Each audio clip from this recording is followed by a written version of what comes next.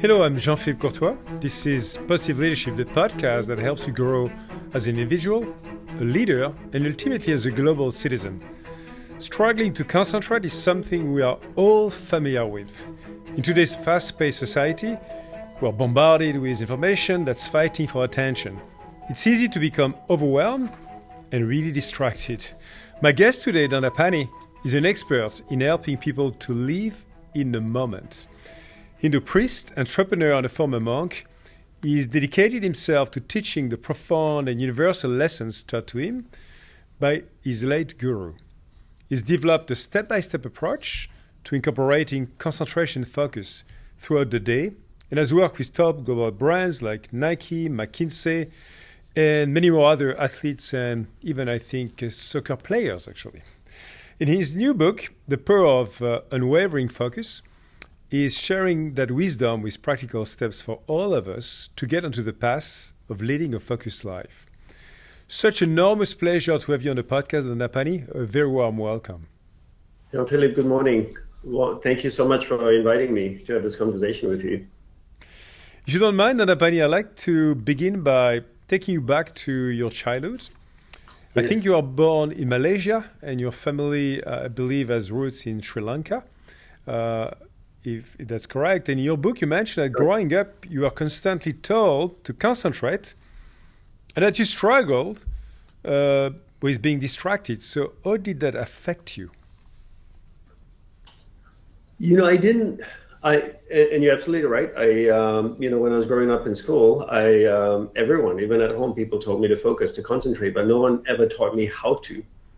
So never being taught how to concentrate, never practicing concentration. I was just never good at it.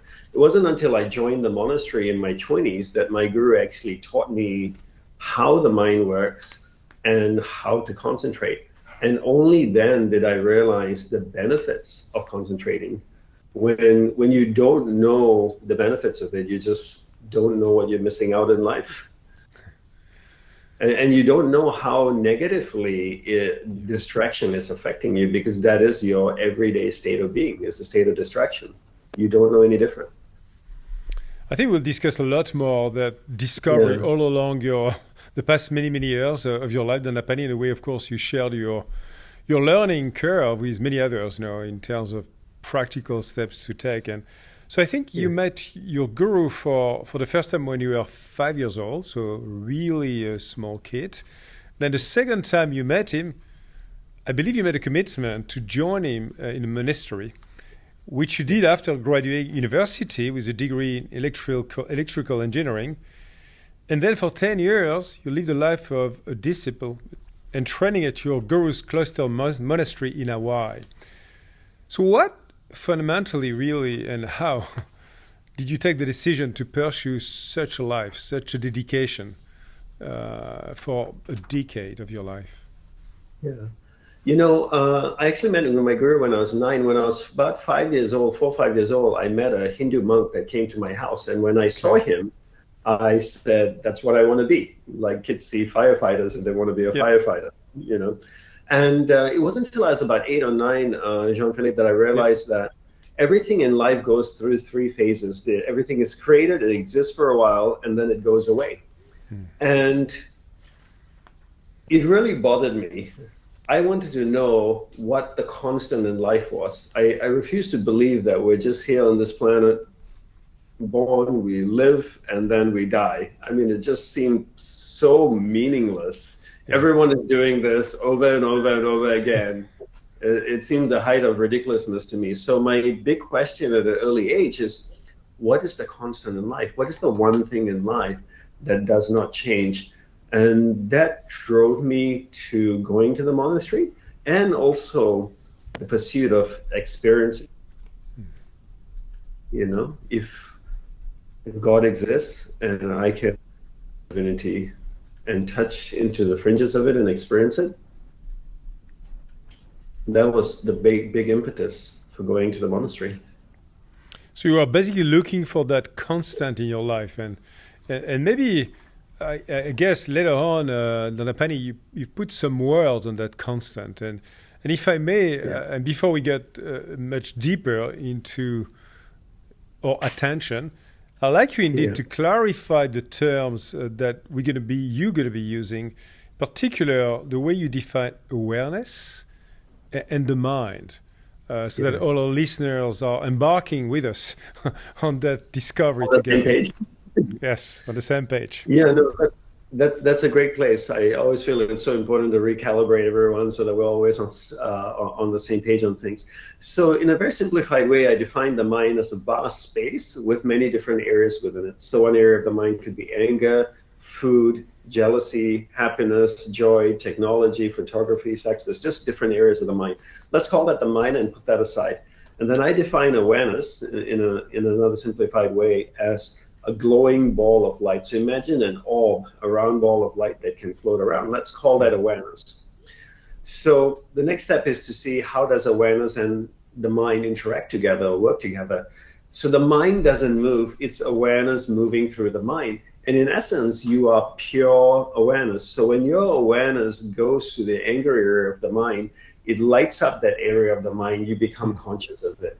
And if awareness goes to the happy area of the mind, it lights up the happy area of the mind, you become conscious of it. So a lot of times, Jean-Philippe, you hear people say, my mind wanders all over the place. I have a monkey mind. Technically, it's incorrect.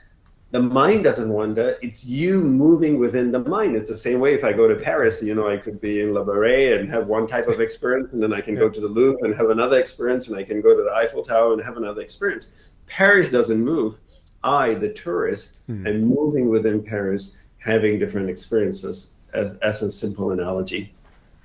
I mean, it's great to start with that clarity, Nanapani, and but I'd like you to continue this kind of walk, not in the street of Paris, but actually in this place in the mind, and tell us the way we can bring our awareness to attention, to this very particular moment where we have a full attention, where we are deeply concentrated as well. And I think we're going to expand on that as well again later, but let's start with attention.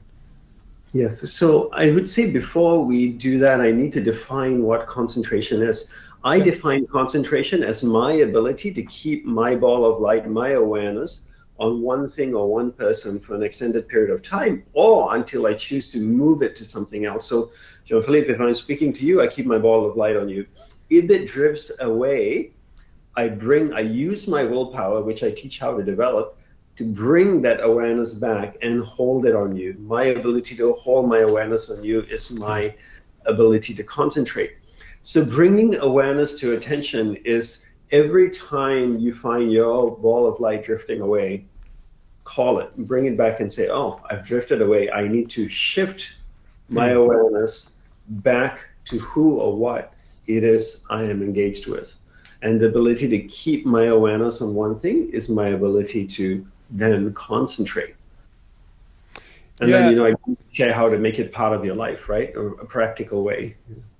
So let's discuss the way you actually do that, because I understand it takes a lot of practice. Maybe, it could take 10 years, as you did, to get there. and I hope our listeners will be as passionate as you've been. But I think in your book, The Power of Unwavering Focus, use this analogy of the house, right, with 3 floors, 3 levels for consciousness. And you've been navigating us through the house, into opening the open doors, actually, with our awareness. So can you take us on a visit of that house, at least of your house, maybe, so we can visualize what's going on in our mind and make sense of it, or try to really understand the path of our awareness of this light? Yeah, so the analogy I used in the book is looking at the house as imagine a huge mansion with different rooms, and I'm the person walking through the mansion, and I'm pure awareness. So if I go into one room in the mansion and I open the door and walk into that room and just say that room is the angry room, now I experience being anger. I don't experience any of the other rooms in the house. Now, while I'm in the angry room, I experience anger. I step out of the room, I close the door, I walk down the hallway, I open another door, and I step into that door. Now I'm in the world, in a room of happiness, or technology, for example. Mm-hmm. And I only experience technology. I don't experience anger, which resides in a different area of the house, or you could say a different area of the mind. And then, you know, if I step out of this room and I walk down the hall and I enter another room, I experience a different part of the mind. The most important thing here to understand, you know, Jean-Philippe, is that the mind doesn't move. I am pure awareness that I move within the mind. And the biggest takeaway here, besides that, is I have the choice at any point in time during the day to choose which room I go into. Which means I have the choice any point in time in the day to which area of the mind I choose to go to. Now, two things can control awareness. I can choose where my ball of light goes in my mind, or I can allow my environment, and I define environment as the people and things around me, to control where my awareness goes. So, for example, Jean-Philippe, you say to me, Dandapani, your red shawl is really ugly. It looks like a kitchen rag. It's not. No, I like it. I can let you take my awareness maybe to an upset area of the mind.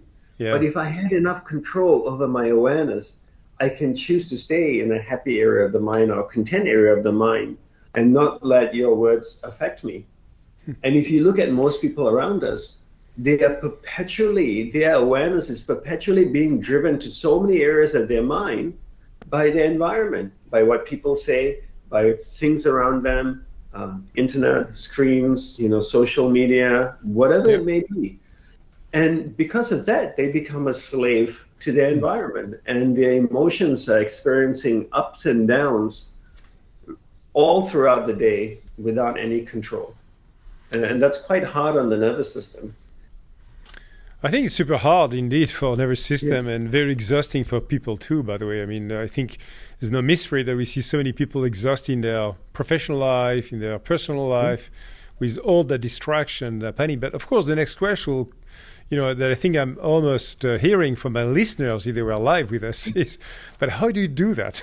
How do you catch that ball of light in your hand or whatever you do to truly crystallize that moment here and now, to make it so unique, so concentrated, so focused on that room, that place, that person I'm actually engaging with right now and nothing else? How do you do that? Yes. So the first thing is understanding the mechanics of how it works, right? And I'm really strong about this in the book. You have to understand that awareness and the mind are two different things. Step one. Step two, the mind doesn't move, awareness moves within the mind. If you don't get this part, I can't teach you how to concentrate. Okay, so you have to register that. Second part, the best way to learn to concentrate is to practice doing one thing at a time.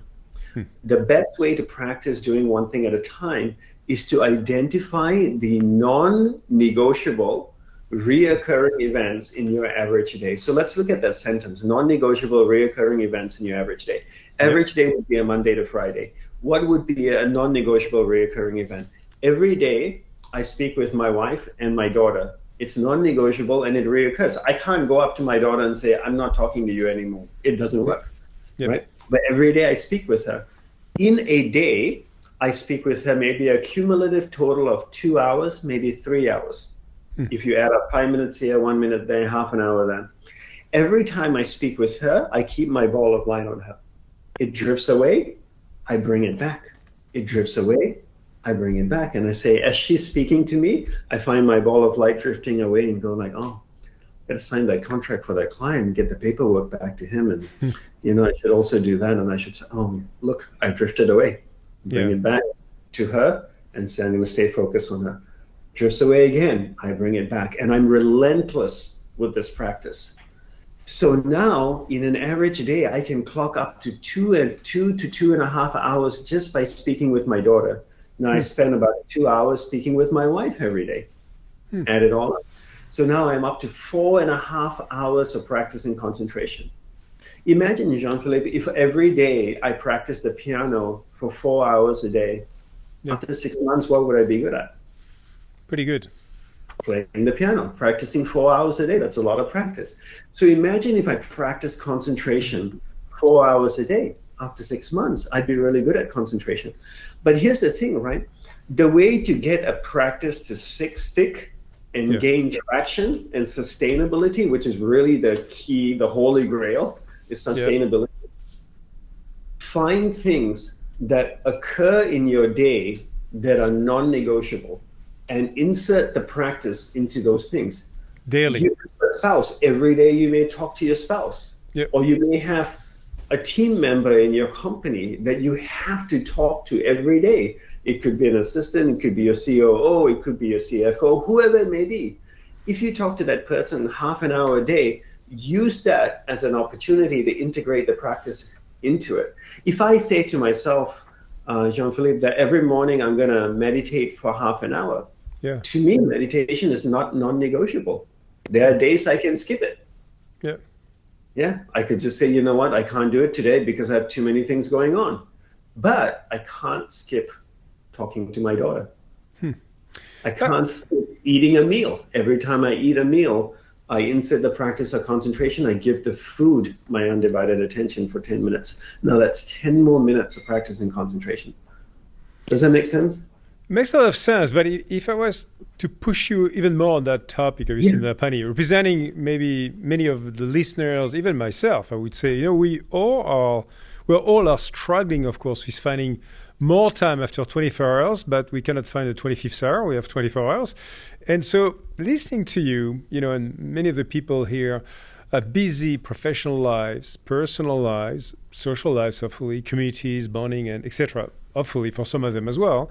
How do they pick their battles in a way, in a good way? I'm not talking about making a war, but in a way of what you said about their non-negotiables, right? Because you call that as a great example, my spouse and my daughter, in your case, 4 to 5 hours per day. Wow, if I do this and that, but I've got also this and that and that, how many new non-negotiables can I pack up in my day, if I may?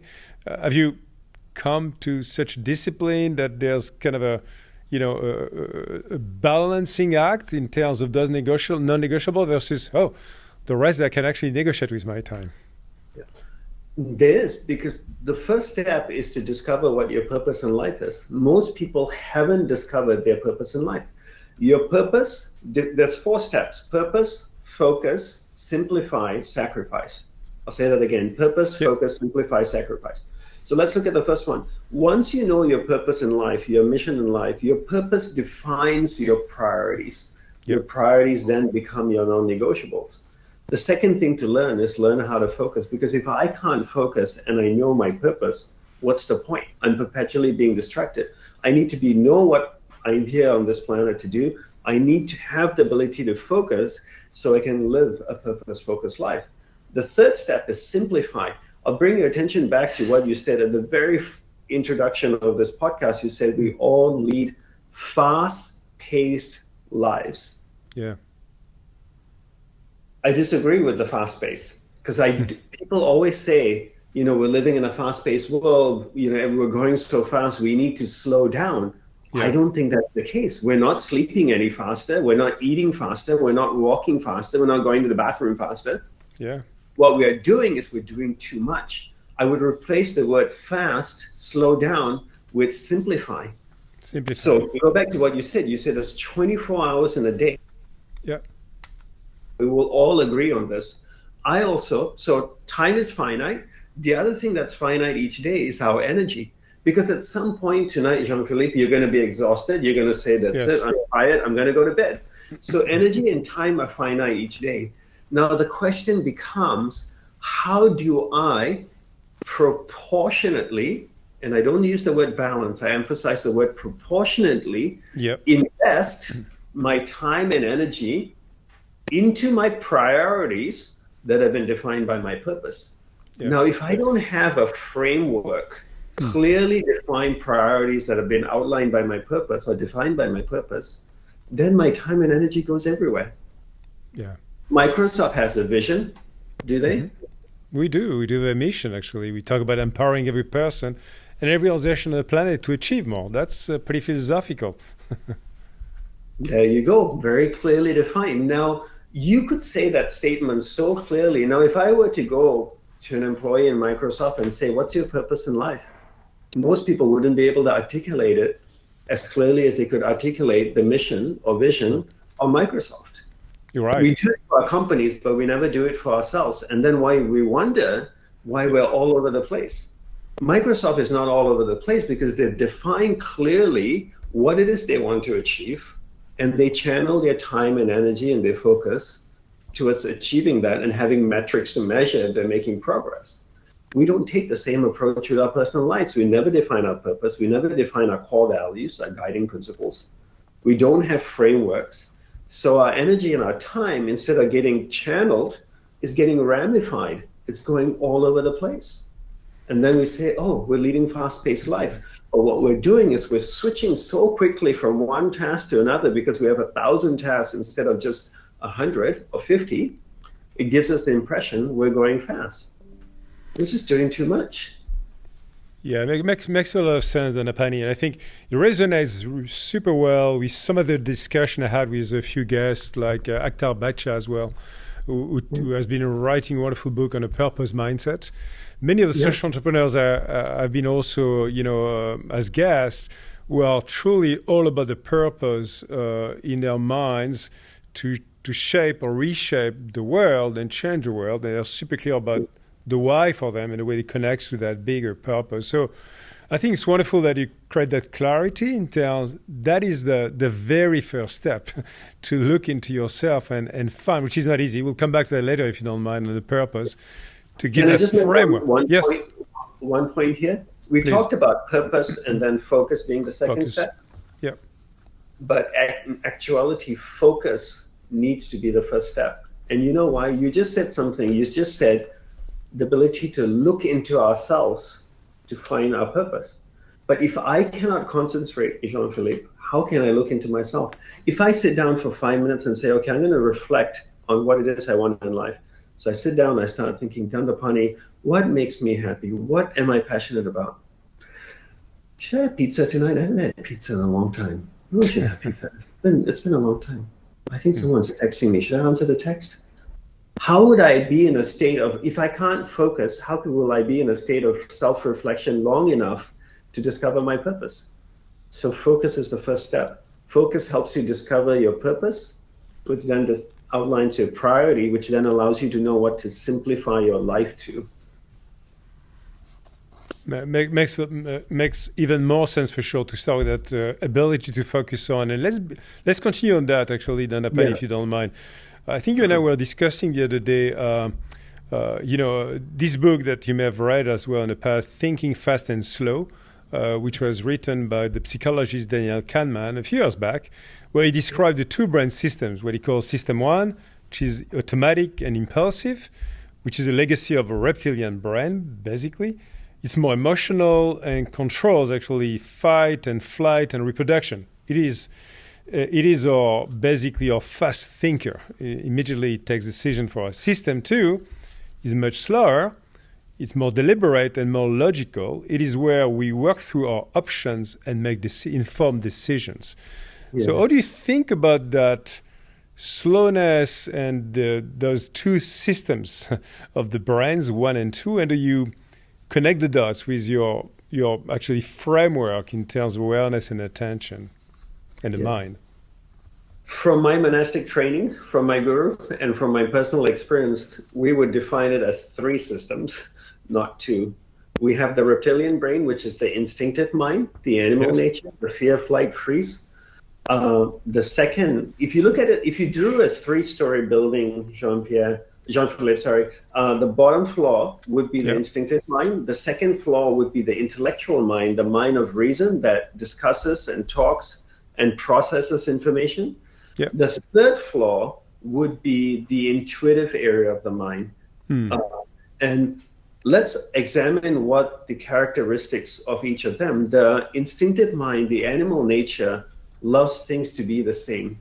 We love the same food. We love routine. The animal nature is calmed by rituals and routines. So if you ever find your instinctive nature getting out of control, one of the best things you can do is create routines and rituals in your life. And that's why monks and soldiers have strict routines. It calms the intellect, the instinctive mind, allowing the awareness now to move into the intellectual area of the mind in the second floor, and then read philosophy, process, reason, and think.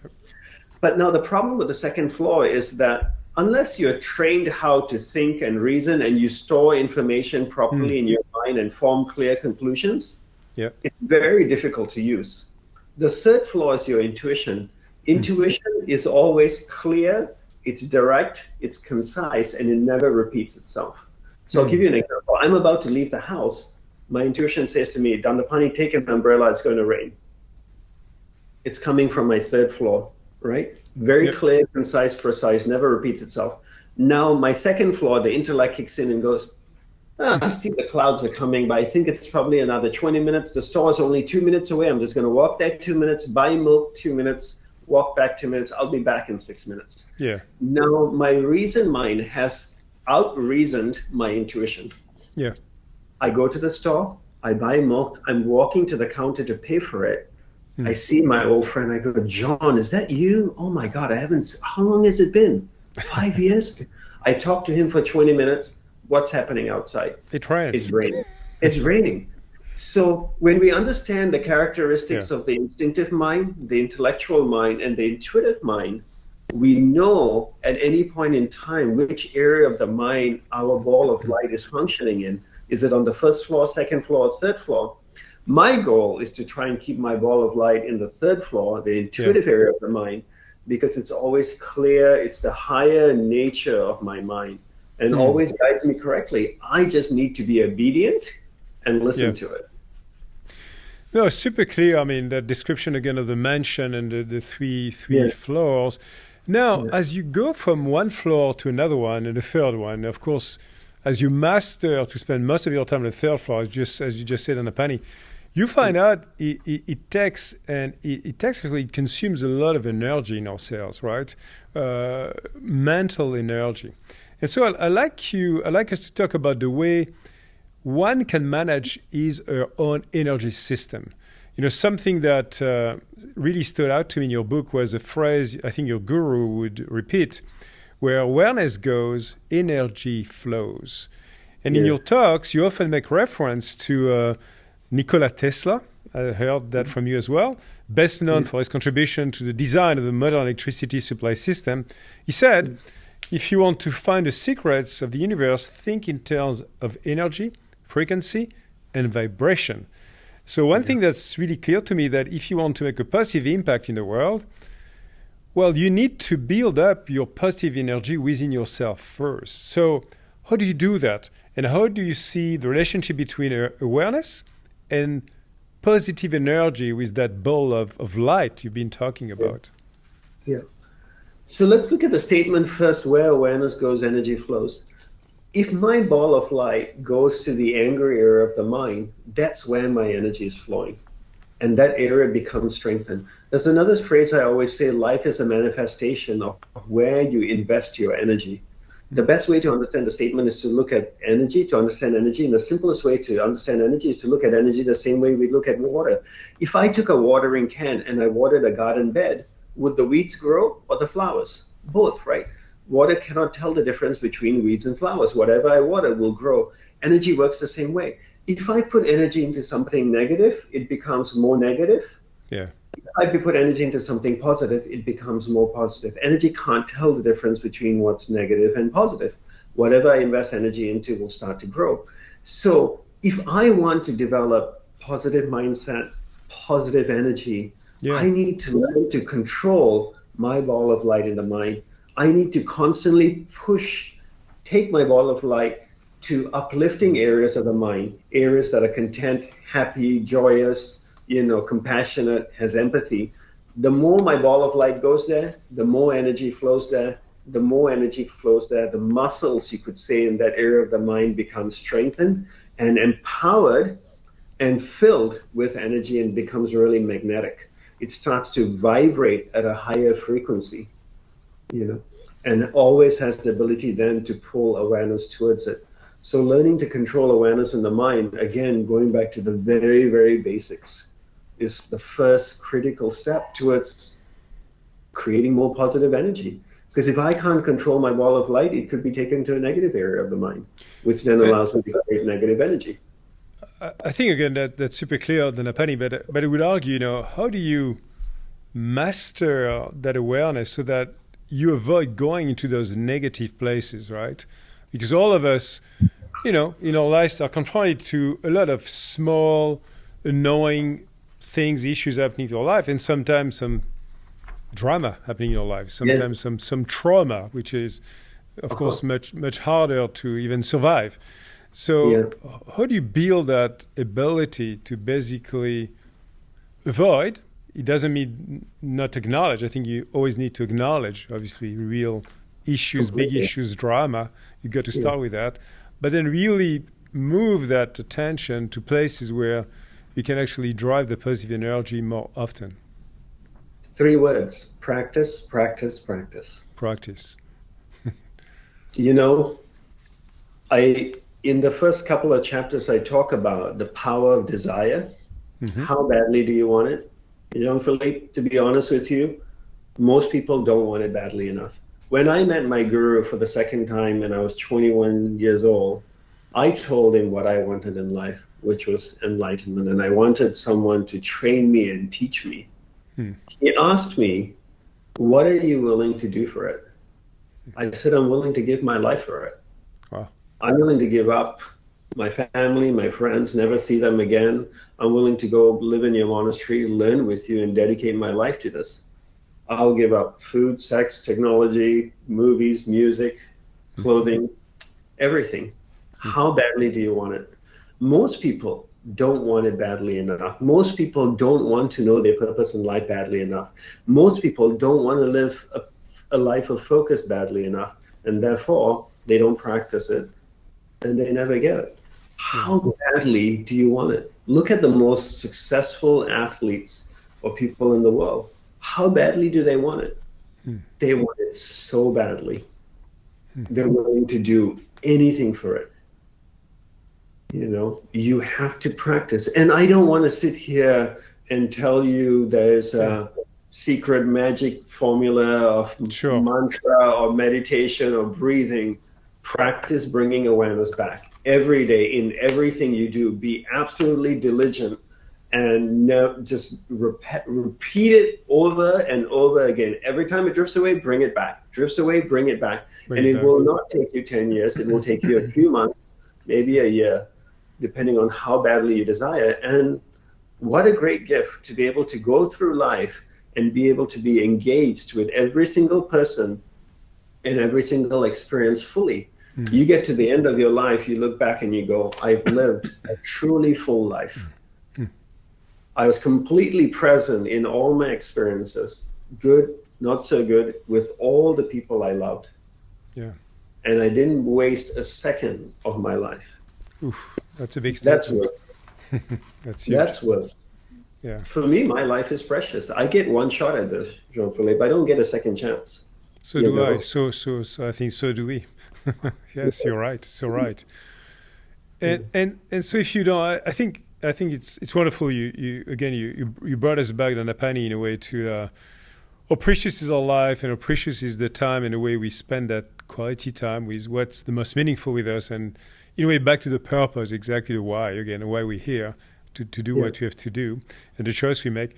So would you mind at least spending a little bit of time with our listeners on what kind of practices could they start, at least as step 101 of practicing that willpower and concentration, so that when their mind, awareness is actually drifting away, as you said, to attention, they can bring it back. What could they start doing tomorrow and practicing a bit more day by day? Okay. So now that we understand that awareness and the mind are two separate things, the mind doesn't move, awareness moves. So for building concentration, or for all your listeners, what I would recommend is identify one non-negotiable reoccurring event in your average day. Maybe it's your spouse. If you don't have a spouse, what is the one thing that you have to do every day? It could be brushing your teeth or eating food. Every day we all eat. It's non-negotiable. So maybe you pick if you're a single person, maybe you pick your lunch or dinner, and every time you have dinner and it takes 15 minutes, give your meal your undivided attention. Now you're clocking 15 minutes of practice. The goal is to clock as much practice as you can in a day. Now, if you have a spouse and if you have kids, pick them as opportunities to practice concentration. Every time you get on the phone with your spouse or you speak with your spouse, put everything else aside. Reduce the temptation, refrain from the temptation to multitask. Yeah. And that's concentration. Now, you mentioned willpower. How do we develop willpower? We develop willpower by finishing what we begin. When you start something, finish it. If you have time to make breakfast, you have time to eat breakfast, you have time to wash the breakfast dish, or at least put the dish in the dishwasher. You come home from work and you take your jacket off. Don't throw it on the couch. Put it on a hanger. Hang it back on the closet. And the other thing I want to emphasize, Jean-Philippe, is that a lot of times people look for spectacular practices. Yeah. Meditating, how can I put my leg around my head and stand on 2 toes, and breathe out of my left nostril? That's going to be really special. No, look at the simple things that we do, the mundane things that we do throughout the day as part of our life. Use those as opportunities to practice.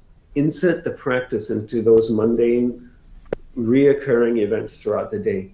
I have so many of those every day, Jean-Philippe. From brushing my teeth to taking off my shoes, arranging my shoes neatly before I come in, because then my whole day becomes a ritual, and that ritual is my practice. And after a few months, I can focus. I can sit down and give my daughter my undivided attention, experience her fully, and that, to me, is rewarding and fulfilling. And that's why I learned to focus. I don't focus for the sake of focusing. I focus for what focus gives me. Yeah, in return. In return, exactly. You don't meditate for meditating. You meditate because what meditation gives you. I focus because of what focus gives me. So this is why I think it's so important, maybe for once, Dandapani, to truly debunk this myth of multitasking, because still today, most people would believe they would be more effective, more efficient, whatever the word they're going to use in their lives, by doing multiple things at the same time. What will be your kind of final argument after everything you said already, which I think is pretty compelling, to resist to multitasking completely? Well, if you value your time, your energy, your efficiency and productivity, multitasking is the antithesis of that. Concentration is what gives you more time, more energy, you're more productive and efficient. So let's look at a simple example. Awareness can only be in one area of the mind at a time. I can only be in one room in the mansion at a time. I can't be in 2 rooms in the house, 2 different rooms in the house at the same time. I can only be in one room. Multitasking is me being in one room, doing a task for 10 seconds, stepping out of the room, walking down the hallway, going in the next room, doing another task, stepping out, walking down the hallway, going back to the previous room, re-engaging, finding out where I left off, reconnecting, continuing for a few more seconds, leaving the process, going down the hallway into the next room. How inefficient is this? And don't forget, where awareness goes, energy flows. Yes. So simple example, take a car. My car is awareness, and the gasoline I put inside is energy. And just say Paris, for example, or New York is the city, the mind. If my car sat in my driveway running idle, I don't use much petrol or gas. But if I drove like an Uber driver all over the city for 8 hours, I would run out of gas. The mind awareness is not that any difference. If my awareness is moving all over the mind, where awareness goes, energy is flowing. My energy is flowing all over the place. Remember, law of thermodynamics states energy cannot be created or destroyed. I can't create more energy, but what I can do is conserve energy. So for me, by being able to focus means I can keep my awareness on one thing, I can conserve my energy, and therefore channel more of my energy to the people and things that I want in order to make it grow. It's So almost like a garden hose, right? If I just swing the yeah, garden hose like a crazy person everywhere, none of the yeah. plants get water. But if I point the garden hose at a plant, then that water going on the plant can help the plant grow. And multitasking is, Hmm. is a waste of time and energy. So if I was to use this sustainability analogy, then Pani, should I say, hey, yeah, multitasking is all about the old fossil fuel enabled economy, as opposed to move into a green economy by Yeah, focusing all the time. I'm just making it up because, of course, yeah. I'm very much supportive of many of the moves Have a society green needs to do. mind. Okay, Yeah. that's interesting because I would say it's not necessarily obvious for people that concentrating most of your time could actually consume less energy than multitasking. I think there's a common belief that hey, multitasking. I think people feel it's exhausting. By the way, I think they do feel that physically, mentally at the end of the day, but they would not admit that concentrating is less energy consuming actually, which I think is a And misunderstanding. yeah, and in my book, I say that a lot of people say to concentrate is very exhausting. It's exhausting because you are a master at distraction. Now, if you asked me to practice distraction 5 hours a day, I would be exhausted. Yeah, Why? Because I don't know how to do that. correct. You know, you become good at whatever it is you practice. And if you never practice something really well, it requires tremendous amount of energy to do that task, whatever that task may be. Yeah. So I like now to shift gears and discuss how a good Yeah. handle of my awareness, attention, concentration can help me solve for happiness. And so maybe open, mention this house, this door, sorry, or room of happiness. Yeah. I think I shared with you, Dhanapani, there's a book that was written by a friend of mine, former colleague Mogodat, called Solve for Happiness. And this book, and I had a chance actually to have Mogodat in my podcast a little while ago. And so Mo is an engineer by background who defined the happiness equation as follows. Your happiness is equal to or greater than the difference between the events of your life and your expectations of how life should behave. So I would like to understand how awareness practice can help you better manage your expectations and also better react to the actual events of your life so that your equation is in a good balance at the end of the day. Yeah. So let's look at the reactions. The more I can control my ball of light, the more I have choice on how I react to something or an experience in my life. So if I have an experience happening in my life, if I couldn't control my ball of light, my ball of light would get absorbed in that experience. I give an analogy in my book where I'm sitting in the subway car in New York and a couple is arguing. And before I know it, everybody in the subway car, their ball of light goes to the couple, and now they're fighting with the couple. Why is he saying that? Why is he doing that? I keep my ball of light with me so I can observe and say, I don't need to get absorbed in this issue. And that's one of the benefits of learning to control awareness is, right? You can choose how you respond to something. And the more you can control the ball of light, the more you can control your reactions. And obviously, like you said, sometimes we have traumatic experiences in our life. And, that overpowers our awareness and pulls it towards us. And that's natural. But the majority of the time, you can choose if you want to get absorbed in an experience or not. Yeah. And I'm with you on reacting to an event. Fully understand the way you can better master your attention so that you're not distracted by or confused about this event. What about setting the right expectations for yourself, Dhanapani?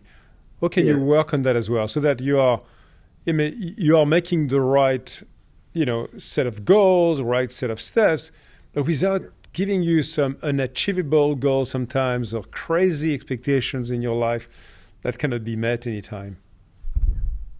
I think with expectations is, for me, with the advent of technology, and I'm pro-technology, I love technology, just so you know, I think it's created unrealistic expectations in people's lives. People are so used to instant gratification, getting things right away, that they take that same expectations and apply it to their lives and their goals. Nature doesn't work the same way technology works. We're creating a botanical garden here, and we planted 4,000 or 5,000 trees. I can't see the flowers tomorrow. I have to wait 10 years sometimes to wait for the tree to bloom from the time I planted it. But we are so used to scrolling, getting whatever we want right away within a few minutes, a few seconds, milliseconds, that we take that same thinking into our lives and say, okay, it's January 1st. I'm going to lose 40 pounds by June. And then by this date, I'm going to do this, and I'm going to scale my business this way, and I'm going to do that, and I'm going to do this. And then we fall short and we get disappointed.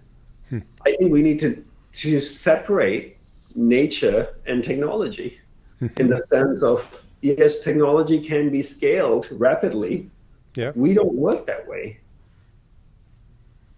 So to be much more conscious about the nature of human life and our bodies and who we are as people, and in a way, some kind of randomness that could happen without being as precise as technology. I'm just trying to capture what you said. If you look at a typical company, it has technology and it has humans that are running the technology company. Now, the technology part of it is scaling so quickly. The software is developing, the hardware may be developing so quickly. Now, the executive team, the owners are now expecting the employees, the humans, to also scale at that speed to keep up with technology. But you're forgetting that they have lives, they have families, they have personal trauma, they have a past, they are not feeling well, they have emotions.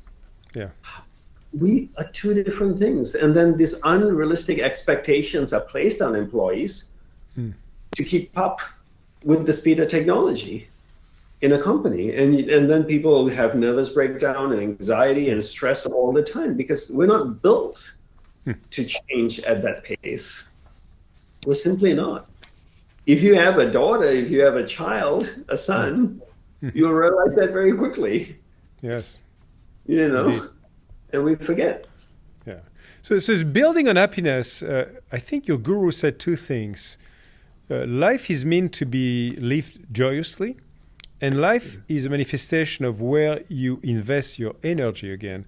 So how do you decide, Nandapani, how to pick the people, the activities, and maybe as well the place where you want to invest your energy? And on the other hand, the opposite, how do you de-invest from what I'm calling toxic people or things in your life that bring you down? How do you do that? So the first thing, again, I would work on what is the mission, what is the purpose in life, because I'm clear of my purpose in life. My purpose then defines for me who are the type of people I want to be with, what do I do, what books I read, what music I listen to, what foods I eat. This is all defined by my purpose. There's certain music I just don't listen to, certain books I just don't read. My purpose defines the framework in which I operate. So I would tell people to go back to that, because if not, decision making becomes really, really difficult. Does Microsoft make washing machines or lawnmowers? Why not? Do you want to bring it up at your next executive meeting, talking about making lawnmowers? No, because that's not part of the mission. So if someone came up to you, if I came up to you and said, Jean-Philippe, we should talk about lawnmowers, or we're not aligned. So rather than trying to see if that person or this person or that thing or this thing is something I should do, start with purpose, because then purpose allows decision making. I always say, once you know what you want, then you know who you don't want and what you don't want in life. But you can't say no unless you're knowing what you're saying yes to first.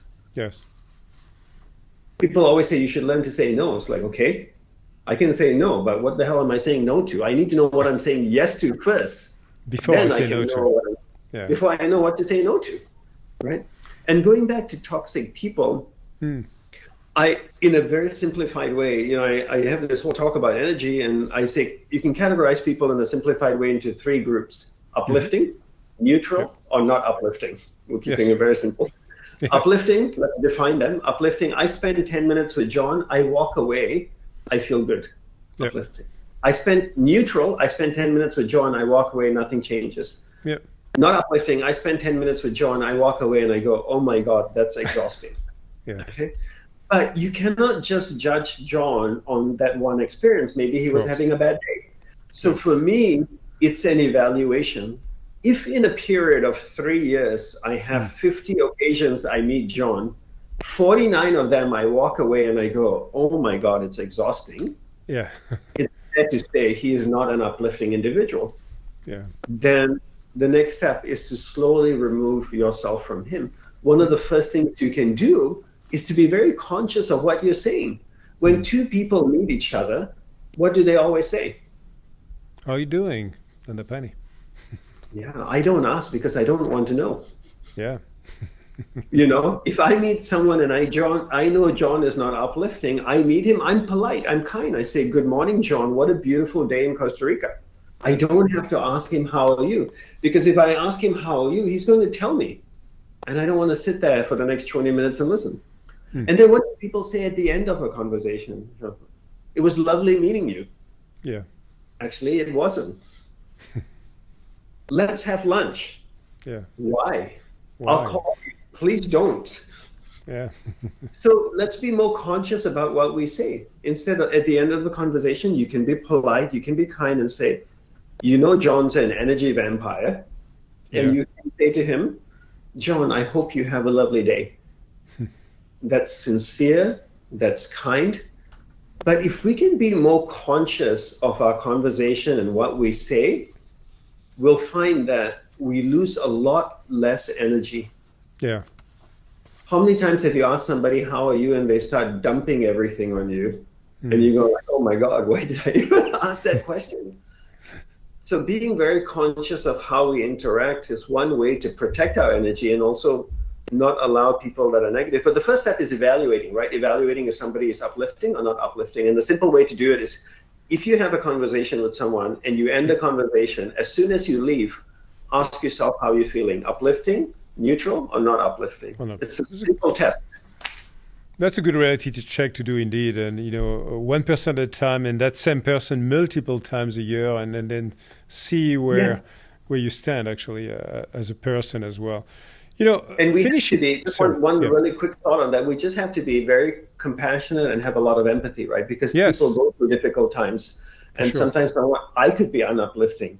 But if it's one or two times, it's okay. Then it's my friend's job to give me energy to help me, because we should be compassionate. But if it keeps happening over and over again, then it's a problem. For sure, unless we can really help those people to dramatically change the way they think about life. But it's a deeper probably coaching and intervention, I would say, depending on the people. So let's not go there now for this podcast episode, but I'm sure we can come back. Finishing on that kind of happiness, in psychology, there are two popular conceptions of happiness. One is hedonic, and the other one is eudaimonic. I know those are complex words, and we use them when I was hosting Ilona Boniwell with a doctor in positive psychology recently, my podcast. And basically, hedonic happiness is achieved through experiences of pleasure and enjoyment, while eudaimonic happiness is achieved through experiences of meaning and purpose, of course. So how do you enable those two conceptions of happiness through awareness? In a practical way, then, Apani, we have not talked too much about the business context as an example. How do you coach business leaders, and I know you are working with very large companies, to work on their purpose in terms of the leadership, the people themselves, one by one, hopefully to enjoy happiness as well in their job and work and in their lives altogether? For me, I always say never pursue happiness, but rather pursue a lifestyle where the byproduct of the lifestyle results in happiness. So my purpose defines my priorities. When I invest my energy in those priorities and put my focus on that, the byproduct of that is happiness. I spend time with someone I love or really enjoy. I feel happy. I have a glass of wine with my best friend and we have a great conversation. I feel happy. I play with my daughter on the beach. I feel happy. I go for a walk with my wife. I feel happy. So how do I design a lifestyle where the majority, and I'm not saying the whole lifestyle because it's impossible to be happy all day, the majority of the lifestyle results in that feeling of happiness. And that lifestyle could be a combination of purpose, the concept of serving others and create a mission of making an impact that's not self-serving.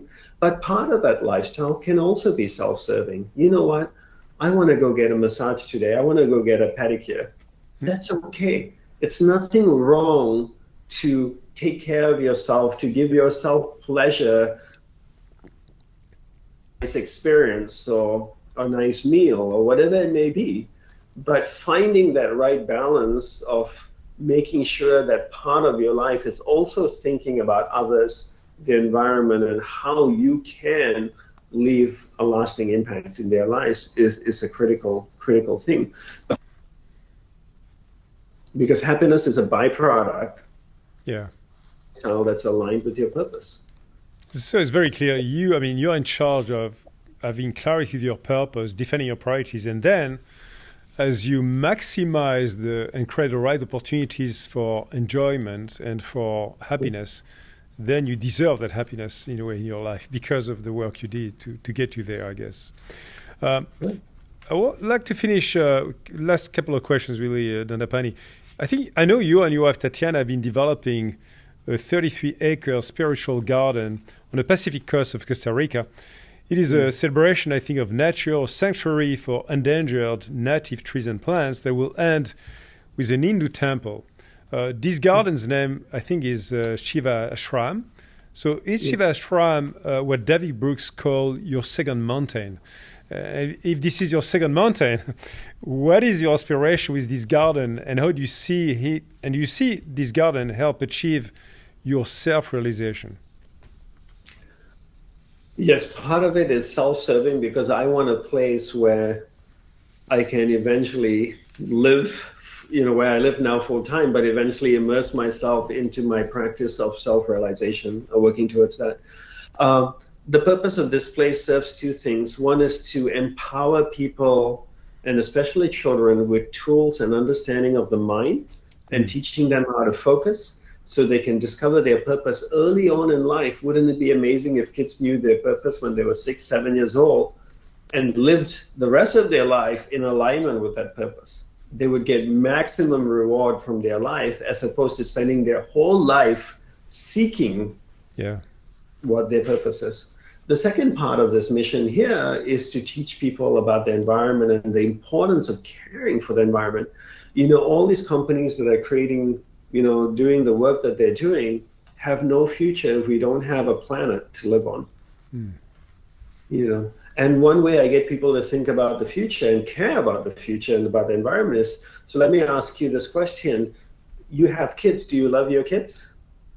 I do love my kids a lot, indeed, yes. And if your kids had grandchildren, would you love your grandchildren?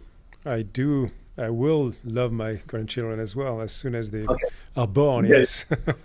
Let me ask you this one question. If your grandchildren had kids and you were fortunate enough to know your great-grandkids, would you love them? Absolutely. So then I always ask people, what are you doing today to ensure that your great-grandkids have a planet with clean air, clean food, a clean environment, a healthy environment to thrive in? So when we push the horizon, our project here has a 50-year plan and a 300-year plan. When we push that horizon, we start thinking very differently. We start making very different decisions. Okay, my great-grandkids need a place they can thrive in. What am I doing to contribute to that? How am I going to ensure they have that? Because I love them. You love them. You told me you love them. Yeah. I love it. It reminds me actually another episode I did with a corporate philosopher, engineer as well, a wonderful person called Luc de Brabander. And Luc has been actually planting trees in the forest as well for his family, but open it as well to friends and people to get rapport with nature and walk and become philosophers of their lives. Anyway, so it reminds me of that deep relationship with nature as well, which I think is so critical for all of us. Yes. So let me finish with my very last question. With one of my favorite quotes from Lao Tzu, was the founder of philosophy of Taoism. And I know this quote has been used and named by other people too, by the way. He said, watch your thoughts, they become your worlds. Watch your worlds, they become your actions. Watch your actions, they become your habits. Watch your habits, they become your character. And of course, watch your character, it becomes your destiny. So Dandapani, you talked about working on your thoughts and on your mind. But what about the end game, your destiny? What is your destiny? My destiny is what I created, and my future in this life, my goals in this life is my own personal self-realization. There was a monk named Ramana Maharishi that lived in South India, and he had this saying, he said, your greatest contribution to humanity is your own self-realization. And in a very simplified way is that the next version of you can impact everything else around you, people and things, in a much greater way than the current version. And self-realization is the highest version of you.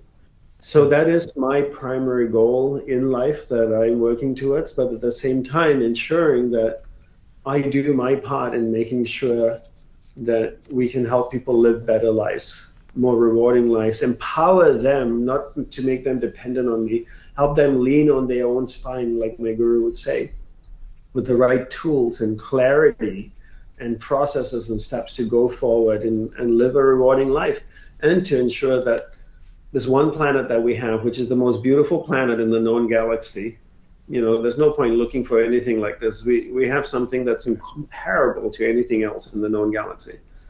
Let's take care of what we have. If we can't take care of what we have, how can we take care of what we find?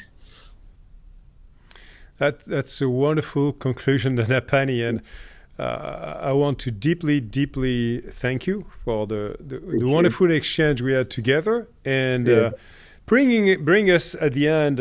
I think of in a place which reminds me again of at least the philosophy of positive leadership, where you talked about self-realization, so taking care of ourselves, making ourselves grow as well, by being so much more aware, so much more clear about our purpose and why we're here.